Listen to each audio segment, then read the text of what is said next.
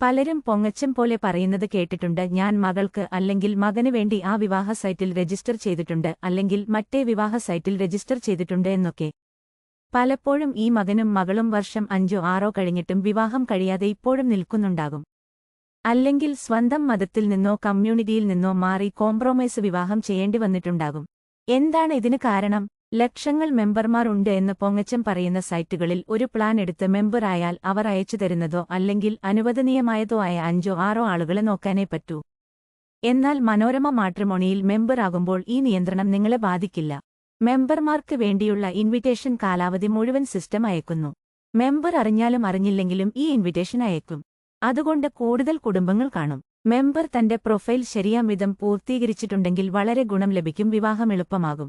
അതുകൊണ്ടാണ് രക്ഷിതാക്കൾ വളരെയധികം മനോരമ മാട്രിമോണി തിരഞ്ഞെടുക്കുന്നത്. രജിസ്റ്റർ ചെയ്യാൻ ഫോട്ടോയും ID പ്രൂഫും വേണം. ദീർഘകാലം കാലാവധി കിട്ടും. പക്ഷേ അവരുടെ പ്രൊമോഷന്റെ പ്രത്യേകത കാരണം ആവശ്യം വരാറില്ല.